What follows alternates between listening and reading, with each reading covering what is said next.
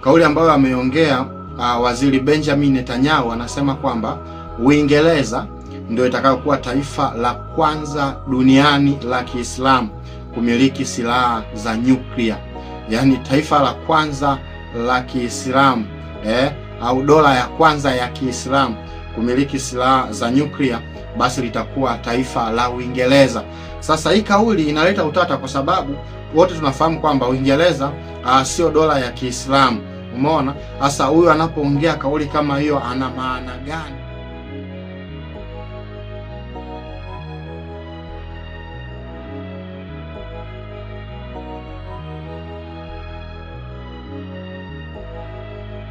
Nilikuwa nafuatilia moja ya speech ambazo zimetolewa hivi karibuni, zimezua utata mkubwa sana, yaani zimezua mijadala mingi sana ambayo imekuwa ikiongelewa huku na huko katika viwanja mbalimbali vya mitandao ya kijamii, kisiasa na mambo mengine.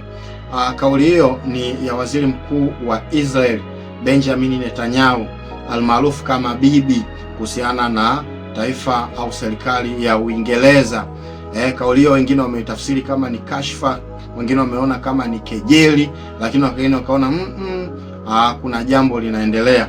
Kauli ambayo ameongea Waziri Benjamin Netanyahu, anasema kwamba Uingereza ndio itakayokuwa taifa la kwanza duniani la Kiislamu kumiliki silaha za nyuklia, yaani taifa la kwanza la Kiislamu au dola ya kwanza ya Kiislamu kumiliki silaha za nyuklia, basi litakuwa taifa la Uingereza. Sasa hii kauli inaleta utata kwa sababu wote tunafahamu kwamba Uingereza sio dola ya Kiislamu. Umeona? Sasa huyu anapoongea kauli kama hiyo ana maana gani huyu waziri? Kwa hiyo hiki kitu kimekuwa kikizua mitazamo tofauti ya kwa nini huyu mzee ameongea kitu kama hiki. Sasa kupitia Hazina ya Kanisa leo nataka tuyaangalie mambo mawili tu au matatu ya muhimu sana katika kauli hii ya Waziri Mkuu Benjamin Netanyahu. Sababu namba moja au sababu kubwa ya kwa nini huyu mzee ameongea kauli hii ni sababu za kisiasa, kama ambavyo watu wengi wanaongea kwamba sababu za kisiasa ndio hasa sababu kubwa ya iliyompelekea huyu mzee kuongea kitu kama hichi. Tumeshuhudia wote kwamba hivi karibuni Israeli imekuwa na uungwaji mkono mdogo sana kutoka kwa Uingereza, tofauti na vile ilivyokuwa kwa Marekani. Lakini kwa miaka ya nyuma tunaona Uingereza na Israeli walikuwa ni washirika wa kudumu katika mambo mengi, katika masuala mengi. Sasa tunaona imekuwa tofauti tangu mwaka jana, wakati Israeli anaenda anaipiga Gaza na baadaye ule mvutano kati yake na Iran. Tumemwona Muingereza akakaa pembeni kabisa, lakini licha ya kukaa pembeni amekuwa akikosoa mara kwa mara vitendo vinavyochukuliwa na taifa la Israel. Tunaona Waingereza wamekuwa wakiwa wanakosoa, lakini zaidi ya yote katika hii vita ya Israel na Iran tunaona Muingereza amekataa hata anga lake kutumika katika haya masuala ya kivita, nikakataa kabisa anga lake kutumika, kitu ambacho kikamfanya hata rais wa Marekani Donald Trump kukasirishwa sana na uamuzi ule wa Uingereza. Unaonyesha kama hawa Waingereza wanasapoti wanasapoti harakati za haya mataifa ya Iran, Palestina. Umeona? Kwa hiyo Donald Trump alikuwa amekasirika, na tunamfahamu Donald Trump amekuwa akiongea mara kwa mara kuhusiana na Uingereza kujiweka pembeni. Umeona? Sasa mpaka kupelekea Waziri Benjamin Netanyahu kuongea vitu kama hivyo, anaona kwamba Uingereza kwa sasa hivi imekuwa inasapoti sana mataifa kama Iran, mataifa kama Palestina na mataifa mengine kwa kuwaponda Israel wanapokuwa wanachukua action zao za kivita. Ndo anakuja kutoa sasa kwamba litakuwa ndo taifa la kwanza la Kiislamu kumiliki silaha za nyuklia. Lakini unaweza ukajiuliza, mpaka anaposema Uingereza itakuwa taifa la kwanza la Kiislamu kumiliki nyuklia, je, hakuna taifa lolote au dola lolote ya Kiislamu inayomiliki silaha za nyuklia hivi leo? Hakuna hata nchi moja inayomiliki silaha za nyuklia hivi leo. Hilo tutaliangalia hapo baadaye. Ila kitu ambacho nilikuwa nataka nikiongea ni kwamba taifa la Uingereza wote tunalifahamu ni taifa ambalo halijajengwa kwenye imani ya Kiislamu na wala si taifa la kidini, na wakazi wengi wa Uingereza ni Wakristo na wa dini ya Kianglikana. Tunafahamu Waanglikana asili yao au chimbuko lao limetokana na Martin Luther. Sasa Martin Luther tunafahamu Waingereza wengi ndio walikuwa wanamuunga mkono harakati zile, na mpaka sasa hivi Waanglikana wengi wanatokea Uingereza, na Waingereza wengi ni waamini au ni waumini wa dini ya Kianglikana. Sasa anaposema kwamba litakuwa ndo taifa la kwanza la Kiislamu, ni kama ameonyesha dharau au kaonyesha kejeli. Umeona? Sasa mimi nikataka nifuatilie mambo kadhaa kuonyesha kwa nini anaongea kitu hicho. Serikali hii mpya ya Uingereza imekuwa ikimtia mashaka sana huyu waziri mkuu wa Israel Benjamin Netanyahu. Lakini jambo lingine nikataka nijue idadi ya Waislamu waliopo katika taifa la Uingereza. Baada ya kufuatilia nikagundua kwamba kumekuwa na ongezeko kubwa sana kwa miaka hivi karibuni la Waislamu katika nchi ya Uingereza, pengine kuliko miaka mingine yote. Yaani kwa miaka hivi karibuni ongezeko limekuwa kubwa mpaka kwenye population mpaka sasa Waislamu walioko Uingereza ambao ni raia wa Kiingereza wanafika milioni 4, ambao ni raia wa Kiingereza wanafika milioni 4, ongezeko kubwa sana. Alafu sasa katika hao milioni 4, asilimia kubwa ya Waislamu hao wana uraia wa kuzaliwa. Sasa kuna mambo mawili wanapokuwa na uraia wa kuzaliwa: aidha wamezaliwa pale wakiwa na dini zao, au jambo la pili walisilimu. Kwa hiyo ni mambo mawili ambayo unaweza mtu akawa unaona kabisa ana uraia wa kuzaliwa.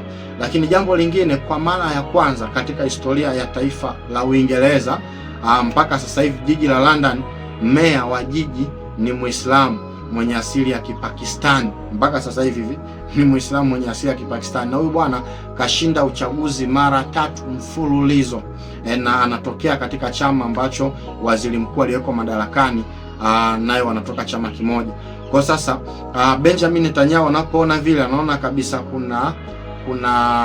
kuna jambo litatokea baadaye, kwamba hii taifa linaweza likabadilika likaja likawa taratibu baadaye itakuja kuwa dola ya Kiislamu. Lakini sasa nikaenda kuangalia mataifa ambayo yanamiliki silaha za nyuklia duniani, kama je, hakuna taifa lolote la Kiislamu linalomiliki silaha za nyuklia. Nikagundua kwamba mataifa ambayo yanamiliki silaha za nyuklia duniani ni 5, ambao haya ndio alikuwa yanamiliki silaha za nyuklia kihalali kabisa, yanamiliki silaha za nyuklia hizo, ambapo mataifa hayo ni Marekani, China, Urusi, alafu Uingereza wenyewe pamoja na Ufaransa. Hayo ndio mataifa 5 yanayomiliki silaha za nyuklia kihalali. Lakini baadaye yakaongezeka mataifa mengine 4 kufikia mataifa 9. Kwa hivi sasa hivi duniani mataifa yanayomiliki silaha za nyuklia yapo 9, ila hayo 5 ndo yapo yanamiliki kihalali niliyokutajia. Mataifa yaliyoongezeka ni Korea Kaskazini, baada ya kujiondoa kwenye ule mkataba wa nyuklia ambao ulisainiwa miaka hiyo. Alipokuja kujiondoa, akaamua kuanza kutengeneza silaha zake na kuanza kufanya majaribio.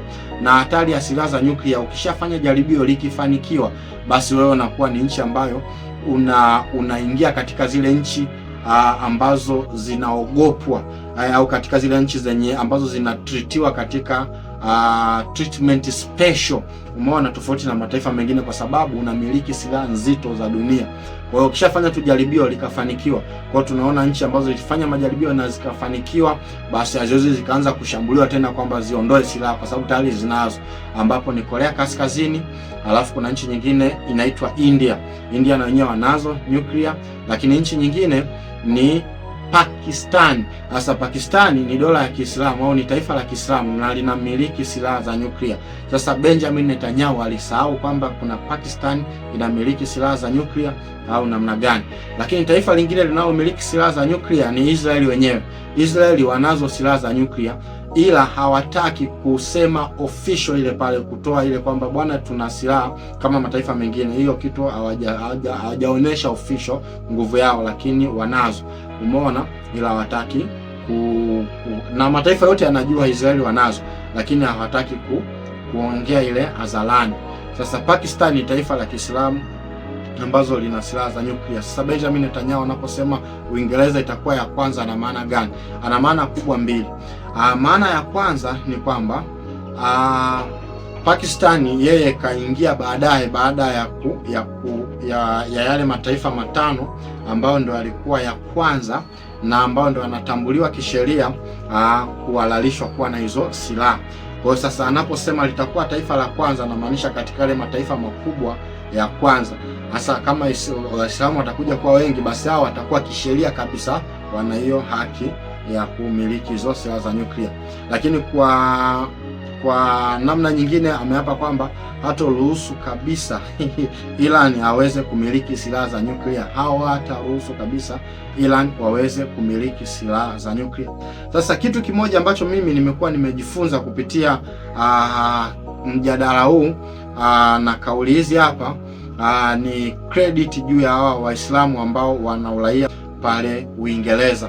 Ninatoa credit kwa sababu Uislamu kukua katika nchi kama ya Kiingereza, ujue si jambo dogo.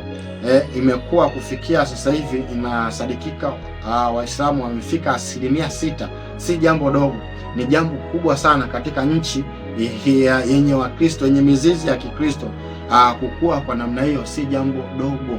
Ujue kabisa hawa watu mimi nawapa credit, lakini nimejifunza wamewezaje kufanikiwa kufikia idadi hiyo hapo.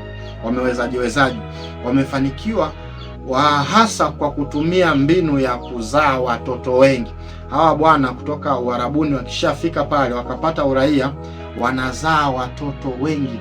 Alafu tunawafahamu wazungu wao wakizaa mtoto mmoja wawili basi inatosha, lakini hao wenzetu wa Arabu wao wanazaa watoto wengi. Kwa kuzaa watoto wengi inamaanisha wale watoto wanapokuwa pale, wanakizaliwa pale wanakuwa Waingereza, na wanapozidi kukua pale na wenyewe wakizaa wengine wengi, kwa unakuta ile numbers zinakuwa zinaongezeka.